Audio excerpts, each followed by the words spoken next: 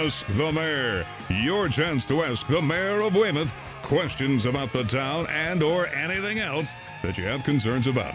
Ask the Mayor is pre-recorded. And now, Ask the Mayor with Bob Hedlund.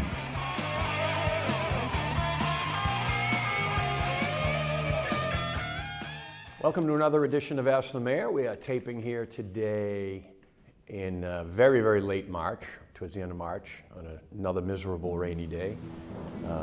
This will probably be up in April, would you say? And unfortunately, or fortunately, depends upon your choice in citizen advocates. Our normal citizen advocate, well, I should say our regular, I don't know how normal he is, but our regular citizen advocate is out sick at the last moment. And we have a citizen advocate slash inquisitor who has ably filled in the past, who will not shout over me, who will not cackle incessantly throughout the show. So we should have a nice, productive, efficient show. Mary Heinrichs. Right. Nice to see you. Thank you all. Really, this is a pleasure. When you woke up this morning, did you expect you'd be doing this? No, I actually kind of kicked it around yesterday, like, oh. When was the last time that you did this? I'd say about 3 years. Yeah, 3 years. And we got very good feedback on your performance. The ratings went way up, I'm sure. It did. It almost surpassed the Dana Hersey episode. The thing I have learned after all these years, Mayor, is that this particular position is really for people who are able to really turn on a bit of a showmanship. And there's something to be said about that. That's not what it was designed for. Again, I think you're supposed to probe. You're supposed to make sure I don't dodge questions, issues, and push for,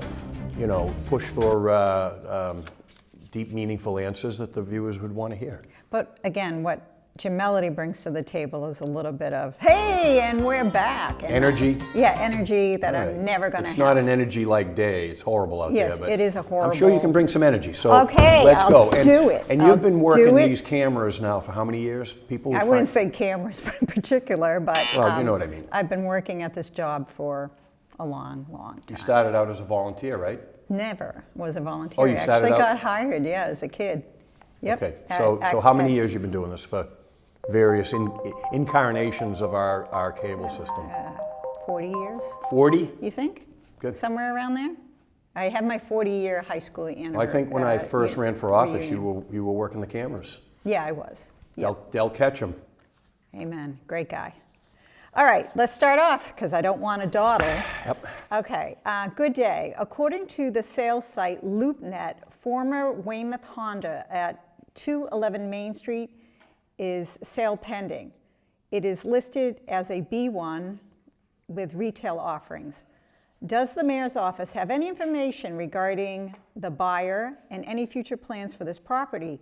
No abutting parties has had any communication from Weymouth Honda for many years. Thank you. Amy Huber. Amy Huber, perhaps? Huber. H-U-B-E-R. Do you know anything that's going on over there? I think I know her husband. I think I knew her father-in-law. Yeah, so this is incredibly timely. So Weymouth, I'll give you the whole quick history. Weymouth Honda was bought out. Harvey Hurwitz, longtime owner, sold it to a national dealer, a guy named Capo. I don't even know his first name. He's like Bono. Right? Very colorful guy. He came in here to meet with us, and probably one of the more colorful people I've met with in my 8+ years here. I made a comment, and I said, "Where's your territory end with Herb Chambers? Because Herb Chambers got a Honda dealership in Dorchester." And he laughed, and he said, "Herb Chambers. If I felt like I'd just buy him up and spit him out." I said, "Oh, okay." I think he has like 42+ dealerships nationally. So he intended initially to relocate to Hingham. They bought a piece of land in Hingham. He got in a little tiff with the town fathers in Hingham and permitting. He said, "Screw you." He sold the property at a loss, came back here, said, "I'm going to rebuild." We went over plans, looked really good. We liked the fact that we're keeping a car dealership that's other than used cars, right? Yes. Used car capital is South Shore here sometimes. Well, maybe Abington and Whitman has a beat, but. So anyway, he was going ahead with that plan, ran into some trouble for his concept. He was gonna have a service at one end, blah, blah, blah. So long story short, he ended up buying a piece of land in Hanover, a closed dealership down there. He's relocated to there. He had some development ideas for this. Some made sense, some didn't. Then he decided he wouldn't develop the land, he'd simply sell it. Yeah. So he tore the building down to make the site more presentable for a sale, I guess. We're very excited. We had two different proposals have come in. One was a drive-through oriented fast food business that would have been not too good of an impact for the neighborhood. Yep. Didn't really work. It wasn't bang for our buck in terms of tax revenue for the town. Basically, the whole site would have been queuing lanes. And then Aldi expressed strong interest. They did a lot of due diligence. They had it under agreement. There's a sewer pipe that runs down the middle of the site. We were going to work with them. Yeah. That had to be moved. We were willing to work with them to get that done. And just yesterday, I was informed by the planning department that Aldi notified them that they are not pursuing this. I had heard that Aldi's was in play. And what had happened was evidently there's some internal changes that were made in the leadership structure of Aldi, and they have scaled back expansion plans nationally. So this one and a number of others ended up on the chopping block. So it's still out there for sale. Oh, that's too bad. I know a lot of people in town were rooting for Aldi's, where before they had been rooting for Market Basket, which... We had Market Basket. We had That's a sad story. Hand, we talked about that yes, before. We had Market Basket, and a lot of people would have been heroes because people seem to love Market Basket. For sure. Okay, staying on task here. Let me just say one last thing on that. We do have a conference call scheduled with the broker that we were working with on that, who's actually a large family locally. They have some Weymouth, Quincy ties, just to kind of get the definitive word for him and see if there's any chance of keeping that alive. So. Okay. Hi, Mayor. The recent bridge disaster in Maryland hit home for us living in North Weymouth. The Fall River Bridge also accommodates large tankers. I know that local pilots take control of the ships as they navigate up the Fall River along with the tugboats. But that area seems so ripe for disaster with all the industry there, crammed into one area. Are you equally concerned? I'm not, for a couple of reasons. First of all, there are smaller ships that use that channel. That channel doesn't accommodate, and the Fall River Bridge doesn't accommodate some of the biggest ships like you see go into the Port of Baltimore. For sure, but as a kid, we had LNG tankers coming down. Yeah, those aren't that big compared to the cargo ship that you saw in the Baltimore situation. That ship wouldn't have fit through the Fall River Bridge. It's interesting that there was discussion on the size of the bridge in hopes that someday that shipbuilding might return, and the ability to accommodate larger ships for Citgo and Braintree Light. But that didn't happen. So two things. I'm puzzled, and I still haven't seen any of the news, why the tugs weren't accompanying that ship through that channel. Same. Yeah. And that's a requirement here when they go through the Fall River Channel. Funny anecdote, when the bridge design was being discussed for what seemed like an eternity, way back when I was in the Senate, there were shipping interests and maritime interests, including state regulatory agencies and federal agencies, the Coast Guard also, that were lobbying for a bigger bridge. And they invited a few of us out to ride in on a tanker going through to demonstrate to us how narrow that bridge was. And they brought us out in a tug. We got up onto the tanker. The Filipino crew served us a gourmet repast of an assortment of fried foods. Wow. They took a whole bunch of stuff, throw it in the fryer later, and there's all kinds of stuff. So it was interesting so far, and then they announced that the tug was coming back to get us because the bridge got stuck. Oh, God. And they couldn't open the bridge. That's kind of embarrassing. It was a major failure of the bridge that day. Wow. Which buttressed their argument that we need a new bridge. But no, I don't. The tugs accompany it. We have local, the local pilots take over that are familiar with the channel. So, it's like getting on a plane, right? Yeah, I always worry something's going to happen, but the odds are that it's not going to happen. Probably more of a chance I'll get killed driving over the Fall River Bridge than having a ship hit the Fall River Bridge. All right, our next question. I read in the Patriot Ledger recently that the town of Weymouth's highest earners were police officers, with much of their pay coming from detail work like road work. My question is, doesn't the businesses, most notably National Grid, pay for the officers to be there? And if that's true, how does that system work? Yeah, good question. The department, I guess, bills the utilities in cases like that, or the businesses that might use a detail. So a lot of overtime out there between regular overtime and detail work. So are the taxpayers paying for that? For details, no. No. So Right. it's the company that needs Well, I it. mean, the taxpayers indirectly are paying. I mean, if they're doing utility work, it's going to be reflected in our utility rates. In the end, we pay. But, for instance, Columbian Square, a lot of traffic disruption while we do the Columbian Square project. Those are details, but that's built into the cost of the job. So, yeah, that job, there's some town money involved in that. There's a lot of federal grant money involved in that. There's state grant money involved in that, but ultimately the taxpayers are paying for those details. Okay. So Always like it a- depends kind on, of like a question. you'll have private companies. I'll give you an example. Yesterday I noticed there was a sign being replaced on a business on Route 3A, and they had to block a lane while the crane came in to remove the sign. So that private company is paying for that particular detail when they closed the lane yesterday. So it depends on the job. Were you surprised at your ranking, Mayor? I didn't even make the list this time in the letter. I didn't even make it. They didn't even do far enough down.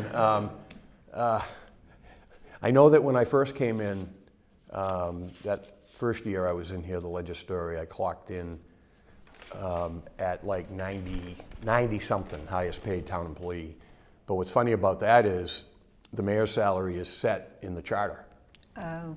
So, I don't get steps, I don't get cost of living increases, I don't have a union contract. So each year, I go lower and lower down the list because the mayor's salary, in essence, is frozen, and, police get raises. And so I think by the time when the council adjusted the mayor's pay, the school committee stipends and the council stipends, I think in 2019, I had dropped down to 120 on the list. I was 120th highest because, we were set in the charter and then others got raises. So it's interesting on the scale. I do think, and this is not speaking for me because I won't be around by the time the mayor's salary may have become adjusted again, but I do think they need to make it a little more attractive. When you have the mayor making less than I probably would have if I stayed in the Senate, mm-hmm. and the demands on this job are much more significant, mm-hmm. I don't know how you're going to attract someone that might have some skills to do this job that might not want to based on compensation. I don't know. Mm. And we do have one of the lower mayoral pay rates in the state for a community this size. Mm-hmm. Funny story about pay, real quick. Our charter has been a model for other communities. Braintree copied ours. Recently, Framingham copied ours. I've told this story, but I don't think I've told it on the show. And they copied our charter. And a friend of mine was on the charter commission, would update me, text me, tell me what's going on out there. After, the charter got approved, after they had their first election, and they had sworn their first mayor, she texted me one night, and she said, I think we screwed up. I said, how? She said, we assumed that mayors make more than town managers and city managers. So when we set the pay in the charter, we took our city manager pay, and remember, Framingham was the largest town, but still a town form of government, right? So they're pretty big. And they said we took the city manager's pay, the town manager's pay, and simply added 20% to it, Wow. thinking that mayors made more. And lo and behold, they wound up with having the highest paid mayor in the state. They get the mayor of Framingham making more than the mayor of Boston. And it's set in the charter. Wow. So when they do their first charter review, I don't know if they're going to lower it or what, but Well, it's a good, as you just said, it's a good incentive for somebody to run in Framingham, not so much here what in happened in Weymouth. Framingham, if I can editorialize for a minute, the person they thought was going to win did not win. Oh, And a person who had been a DeVal Patrick appointee got it. And let's just say her first reelection, she was soundly turned out of office. It was not an effective first term in Framingham. okay. Next question. Hi, Mayor. I have to use my glasses. I can't do it. I watched the MWRA pitch on the local cable TV Pitch? channel.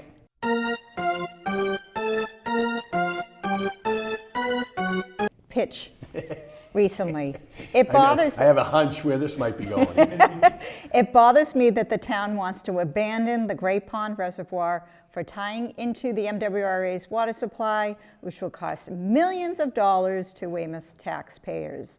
What is gonna happen to the area around the pond? I hope not more building of houses.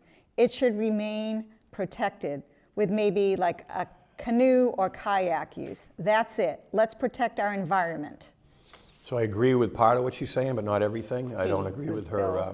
Him. Him? Bill Hanson? Yeah. I have a friend, Bill Hanson, but it can't be him. It must be him. It's not him. What are you going to do with that whole thing? So two things. Number one, the taxpayers are not involved in this. It's ratepayers. It's not, any of this work won't be reflected in our taxes. It's obviously, when we do infrastructure work right now for our water system, it's capital cost borne by the ratepayers through our Who are capital fund. taxpayers? Right. But Okay. but it's not like you're going to have an override or you're going to see it on your tax Correct. bill, et cetera, et cetera. But- And let me just address costs for a minute. First of all, and we talked about this in the meeting. So municipal costs are going up. Our rate increase this year is higher than the MWRA's rate increase. MWRA has invested so much in infrastructure and they know the quality of the water is such that they can be a little more predictable in what their rates are. Most of their infrastructure work that they've had to do over the decades is done. Mm-hmm. You know, the harbor cleanup, that's on the sewer side, I know, but anyway, we can't predict certain things, like we talked a lot about the PFAS, for instance, and upgrades that might have to be made. Things that we're doing now that are driving rate increases because of PFAS infiltration, filtration that we have to do at our treatment plant. So it's yet to be determined the actual cost, but the good news is the $30 million entrance fee has been waived.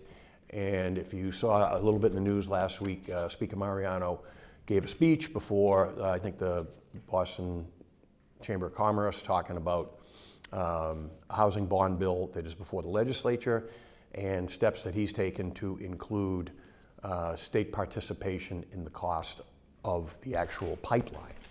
So we're in a very fortunate position. We talked about the stars being aligned, so we think we're going to benefit greatly from his initiative in the legislature to take those costs that would have been borne by the Weymouth ratepayers off. Now, one of the drivers for this is the environmental benefit to the town, and we totally agree with what Mr. Hanson has to say about the future of Whitman's Pond under this scenario.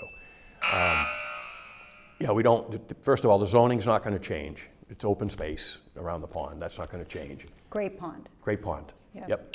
And the health of Whitman Pond, we know Whitman's Pond is going to improve greatly by taking that out as a secondary water source and having to draw from South Cove.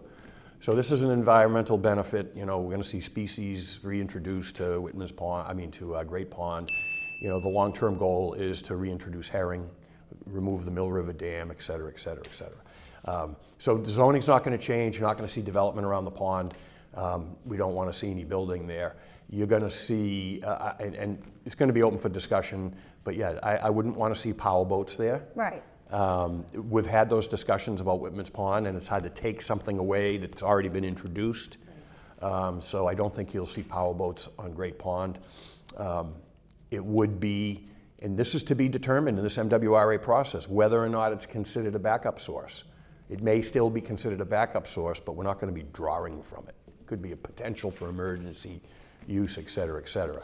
Okay, we only have 10 minutes and I want to get through all of these. You ready? Yep, lightning round. All right. Hello, Mayor. I went to the Bridge Street 3A meeting at the McCulloch Building recently. It allowed residents input on how to upgrade the area. The consultant showed ideas for bike lanes and pedestrian safety.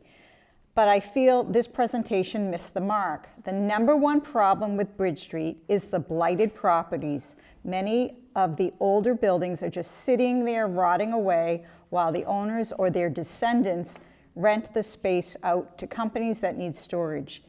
Do you or the building inspector ever reach out to these owners and see what's going on with their properties? Is there any way that you can force them to upgrade through creative new zoning or charging higher taxes? Hingham doesn't seem to have the same problem. I wish the town would be more proactive. Thank you, Jane Clark. James Clark. No, not James, Jane. Oh.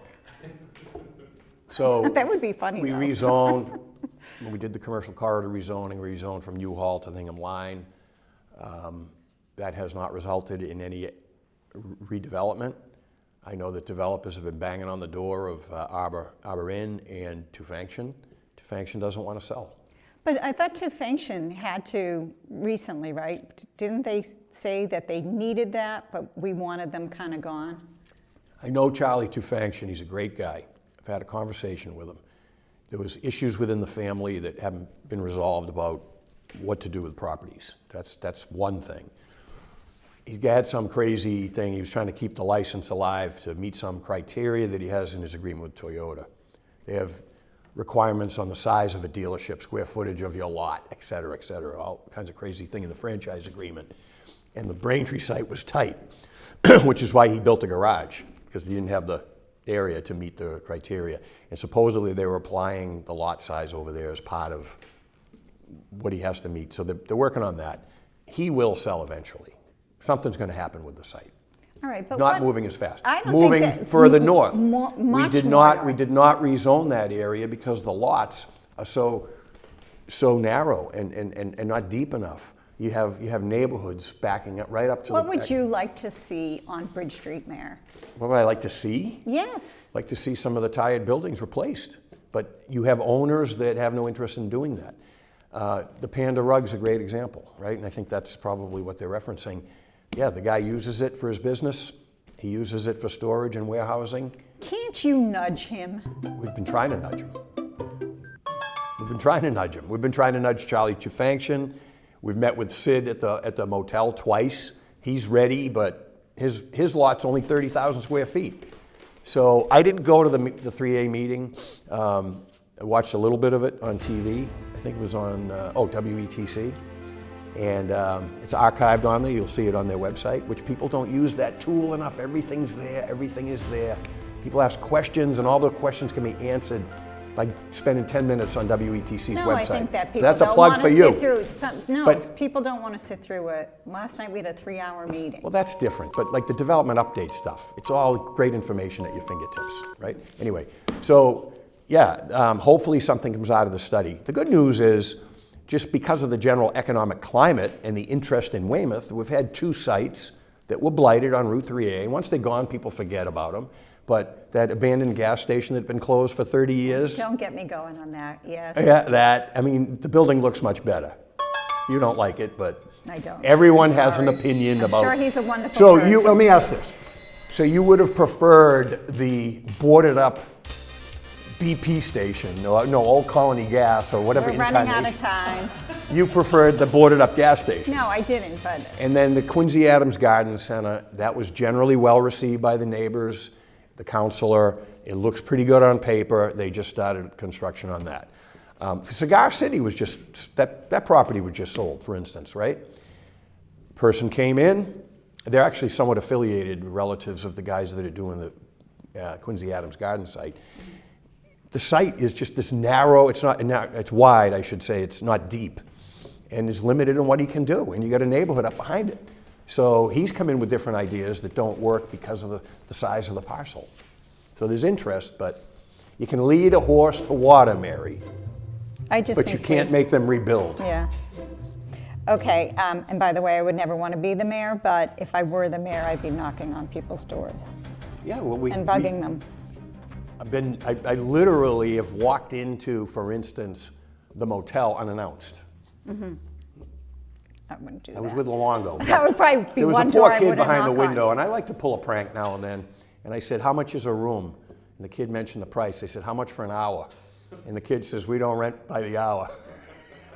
All right, let's get on. This one's somewhat related. Mayor, someone told me the other day that the state is considering tearing up the Vietnam Memorial Park on Bridge Street to widen the area. This is a terrible idea. There are a lot of veterans in this town, and most of us volunteer to keep that area. We can answer this one quick. There's no validity to that. Someone whispered someone to someone. It made it onto Facebook. I've talked to Mr. Shinney, who does a great job maintaining that island and heading up that effort. Obviously, it stirred a lot of passions, but there's zero chance of that happening. Okay. Hi, Mayor. Whatever happened to the Battery Park project that the town of Braintree dropped into our backyards? Do you know if this project's going forward? Battery Park? The thing in Braintree there. Banner Park. Did you say? Sorry, did I say Battery? I'm sorry. You scared there for a minute. Okay, you're right. Banner Park, yeah, they changed the concept. They think they're doing some kind of movie production thing there, blah, blah, blah. It's a wicked, intrusive, dense project right on our border. The initial incarnation of that traffic generation was mind-boggling, and we participated in the permitting process, intervened in it. We actually hired outside counsel to help us on that, to protect our interests. We've gotten some mitigation from them. And I don't know what the latest is. There's been no activity on it. Okay. From Facebook, we got this off of Facebook. Do the people who stand on Route 3 overpass with all their political flags have to get a permit? Or can anyone go stand there waving to the cars and spewing their political affiliations? Is it just first come, first serve kind of situation? Do you know anything about that? Yeah, I mean, you know, it's a favorite place for people. I've had supporters up there through the years. Mine were a little less unruly than what you see up there and distracting than what you see nowadays. But anybody can go there? Yeah, it's a First Amendment issue. People can get out there and espouse their, and you know, we had a tragedy up there. Les Godbout was hit by a car, unfortunately. Very sad. You know, the police can intervene if it gets to be a distraction, but generally it falls under the First Amendment. All right, too quickly, okay, we're going to go through this. Dear Mayor, when is construction in Jackson Square going to get underway? Will it be one building at a time or spread over a few years? People forget that the area is a major path for the towns east of us to go over Route 3, get over to Route 3. How many years of construction will we have to endure? Years, I don't know. He does plan on doing it in phases. First phase, his intention is to build where Newcomb's and the two beautiful apartment houses are, and relocate the Venetian over there as phase one, and then build on the Venetian site. So yeah, phases. Don't know how many years he's talking. He thinks he's going to break ground this year. He could, but I think, you know, there's always unforeseen circumstances and permitting issues.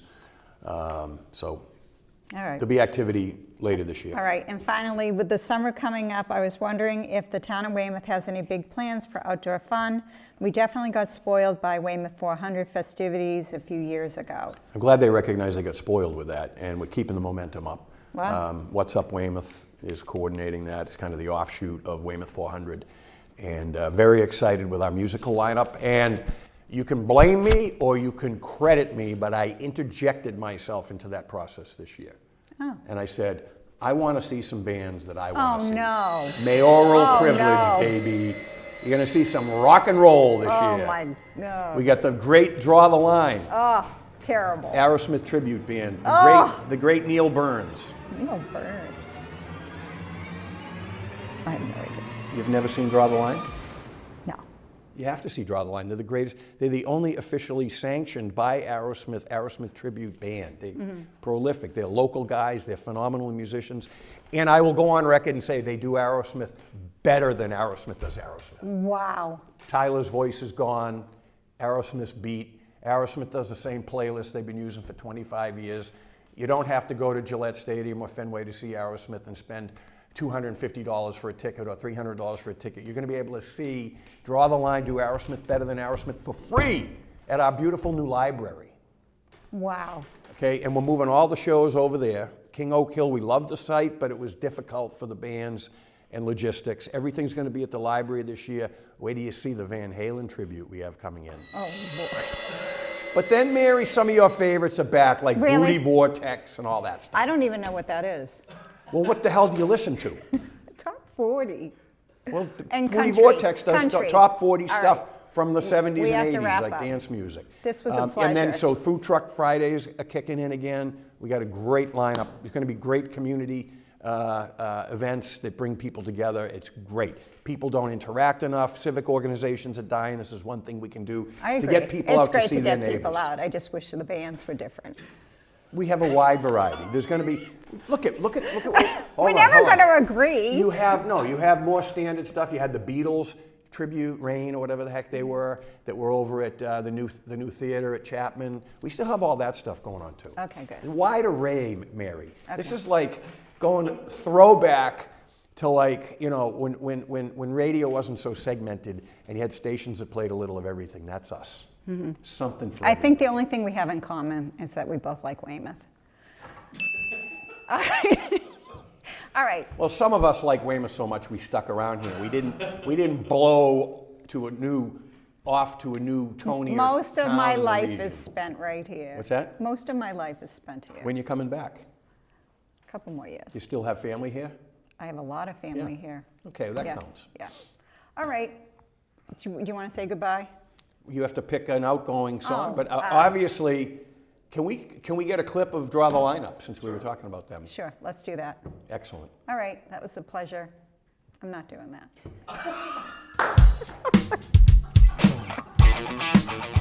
If you have a question, please email the mayor at askmayorbob@gmail.com. That's askmayorbob@gmail.com. Maybe your question will be answered on the next episode of Ask the Mayor. Down on the bump and then there's sure to be a change in your way.